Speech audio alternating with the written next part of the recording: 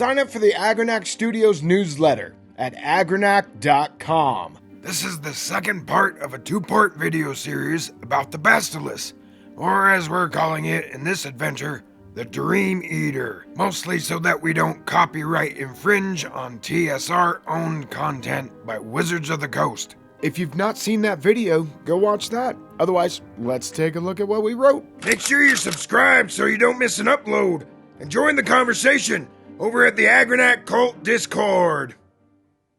This adventure is written by yours truly, art by William McAuslin, Ricardo Gabriel de Gaspar, maps by Dyson Logos, and editing by Brian Wingus Peters and Graph Paper Architect. Designed for use with ShadowDark RPG, though this could be tailored to any OSR type of game with little effort. Alright, here's the elevator pitch of the adventure. A player character and a little girl are plagued by nightmares. The local witch foretells that the little girl will die by morning's first light if the elusive Dream Eater is not destroyed.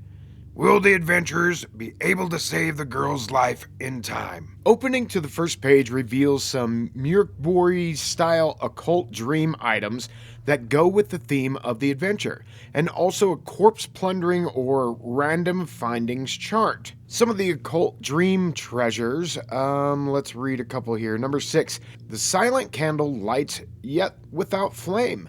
It burns away nightmares, but the smoke it leaves behind lingers heavy with something unspoken. Oh, that's nice and creepy, huh? Oh yeah. Number 11, the silent lyre has strings made of mist. When played, no sound is made until the possessor falls asleep.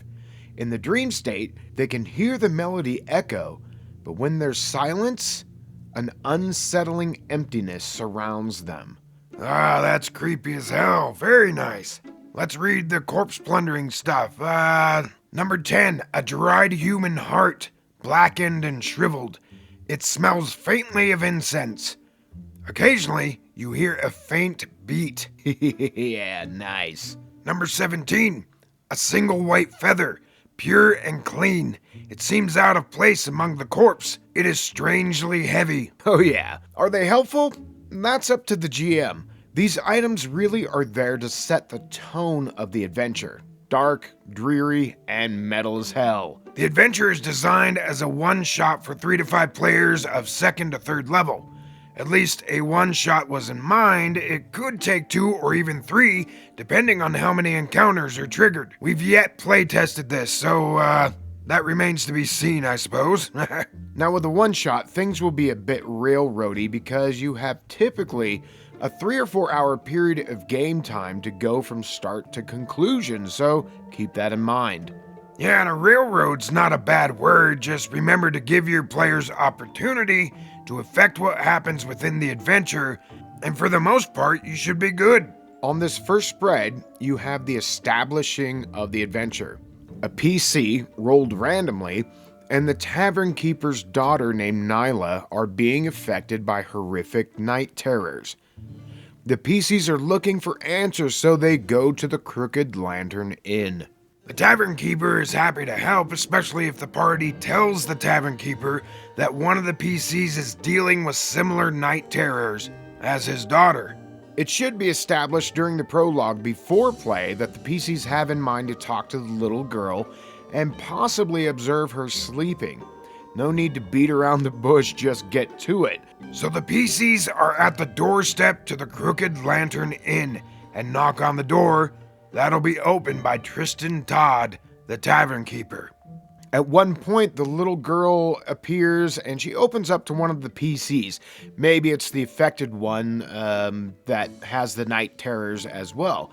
They all eventually retire to the girl's room, including the father, and she lays down resting, eventually falling asleep. The local good witch, Beatrix, shows up and offers some bad omens. Yeah, she says the girl will die by morning's first light if she cannot be freed. Yeah, setting up a timer. As the girl falls asleep, they witness the little girl's head being pressed at the temples, and she convulses.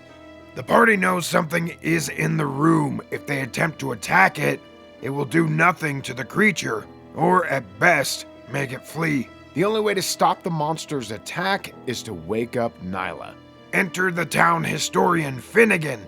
He's been looking for any evidence of problems with dreams in the past. He reveals a few things. The creature's name may be the Dream Eater. There was a priest of the god of Gorthund that was plagued by such things. He found a sword of the goddess Suan called Foice. It's a +3 magical longsword. Normal weapons will not affect the Dream Eater.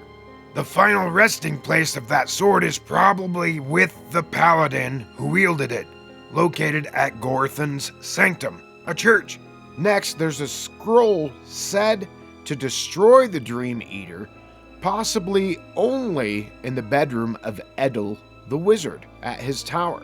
And also the tower is probably haunted by more than just the Dream Eater. Now the party has two choices: go to Gorthon's Sanctum or Edel's tower.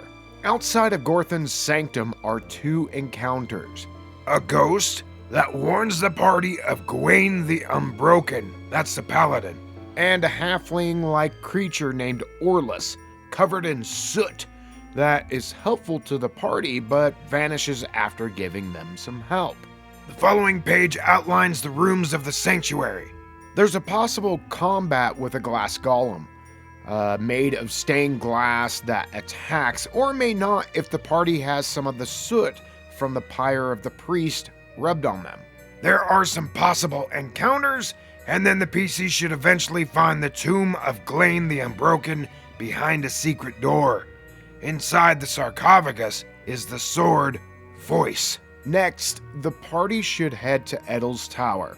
The following page spread details that location. The random encounters ramp up in this area as the Dream Eater has stirred up the undead in the area. The party should find the scroll that will destroy the Dream Eater in room 9 at some point. The bedroom is where the battle with the Dream Eater should be, or could be. Then the final page gives some possible solutions as to trigger the Dream Eater to attack, or ways to wrap up the adventure. Also on this page is a 3d6 table for the random encounters if triggered, inspired by Dungeon Masterpiece. If you're interested in this adventure, you can get it at our Patreon page.